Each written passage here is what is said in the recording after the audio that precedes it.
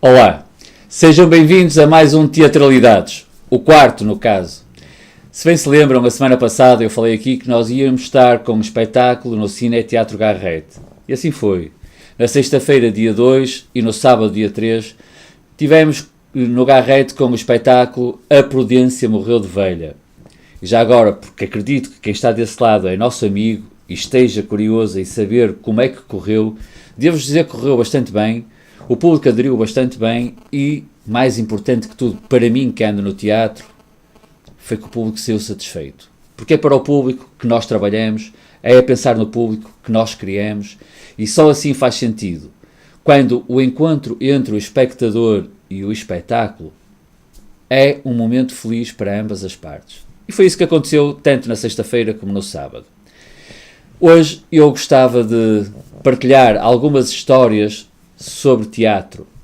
Histórias daquelas que não se contam muito regularmente, que não fazem parte da história com H grande, mas que são aquelas histórias que nos divertem e que nos preenchem e que se calhar nos fazem continuar a acreditar nisto. Porque fazem acontecer momentos de felicidade, momentos que são em si mesmo quase peças de teatro em tamanho muito pequenino.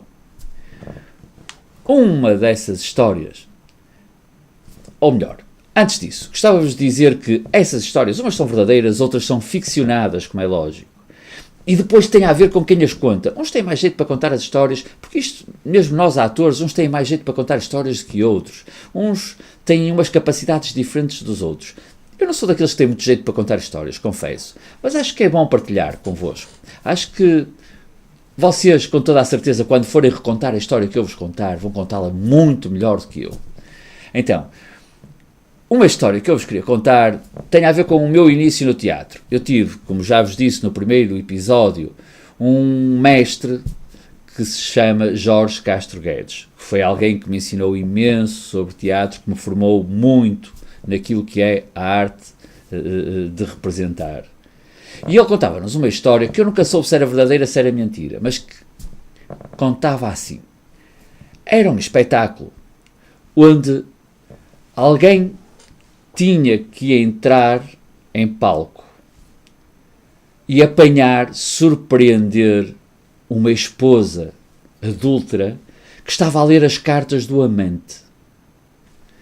Simplesmente a esposa, pressentindo a entrada do marido, deveria pegar nas cartas e queimá-las, de forma a que este não pudesse ver a sua correspondência com o amante. O que aconteceu foi que nesse dia, a atriz que deveria queimar as cartas esqueceu-se de levar os fósforos. Não pôde queimar as cartas. A solução que ela encontrou para tentar resolver essa situação sem que o público se apercebesse, foi pegar nas cartas e rasgá-las. Simplesmente isso criou um problema ao ator que faria de marido. O ator que fazia de marido não poderia chegar ao palco e dizer a deixa que estava marcada no texto, que era cheira-me aqui a papel queimado, que era para desenvolver e criar todo o drama que se dava ao apanhar a esposa a queimar as cartas do amante. Como ela não tinha queimado as cartas, o desgraçado não poderia dizer cheira-me aqui a papel queimado. Então, ele procurou resolver a situação dizendo cheira-me aqui a papel rasgado. É lógico que aquilo que deveria ser um momento dramático, de uma situação dramática, acabou por se transformar numa situação cómica, de comédia pura.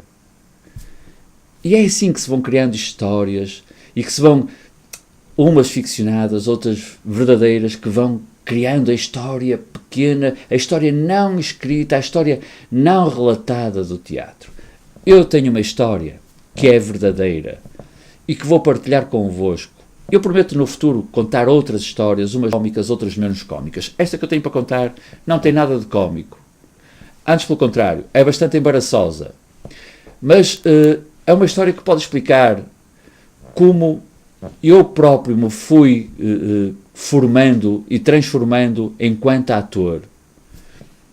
Eu trabalhei durante mais ou menos 2 anos no Casino da Póvoa como ator. Fui dirigido pelo conhecidíssimo, famoso Júlio César. Num dos espetáculos que eu fiz no Casino da Póvoa, provavelmente aquele espetáculo de teatro, de casino com mais teatro, onde se fazia mais teatro, foi o Conquistador, um espetáculo onde eu participei com muito prazer, muito orgulho, sinto muito orgulho em ter entrado nesse espetáculo. Porque era um espetáculo onde se falava ao vivo, onde não havia amplificação, os atores falavam sem microfones e sem ser gravado. Era ao vivo, era no momento, exatamente teatro puro que acontecia ali. Eu fazia parte desses atores e éramos 4 jograis. Era a mim que competia dar início ao espetáculo. E o espetáculo começava com uma frase que era: muito boa noite, minhas senhoras e meus senhores. Ora, eu não sei porquê, durante todos os ensaios e muitas vezes, eu enganava-me na frase e tinha uma tendência, e tenho uma tendência para dizer ao contrário. Dizer, muito boa noite, meus senhores e minhas senhoras. O Júlio César, durante os ensaios, chamou-me imensas vezes a atenção para esse erro, à frente de todo o elenco e toda a equipa técnica. Era algo que eu não conseguia controlar. E era algo que eu temia imenso. E então eu julgo que não na estreia, mas no segundo espetáculo, quando começou o espetáculo, eu, no meio das mesas do casino, onde estava toda a gente a jantar e a assistir ao espetáculo, ao show, eu disse, muito boa noite, meus senhores e minhas senhoras. E corrigi, digo, muito boa noite, minhas senhoras e meus senhores. E depois fiz o meu desempenho normal. Simplesmente, todo o espetáculo foi pejado de acidentes a partir desse momento. Atores enganaram-se, bailarinas enganaram-se, os técnicos na luz, no som enganaram-se. Houve uma quantidade enorme de acidentes. No final, o Júlio César mandou reunir o elenco, a equipa toda, não foi só o elenco, foi o elenco, mais os técnicos, toda a gente reunida. E ele começou a discursar e a dizer que o espetáculo tinha sido muito mau naquela noite. Aquela apresentação tinha sido um fracasso, tinha sido um erro tremendo. Disse às bailarinas que elas deveriam ir trabalhar para a caixa de um qualquer supermercado. Disse a toda a gente... E no final de tudo, virou-se para mim e disse, e a culpa disto tudo é tua.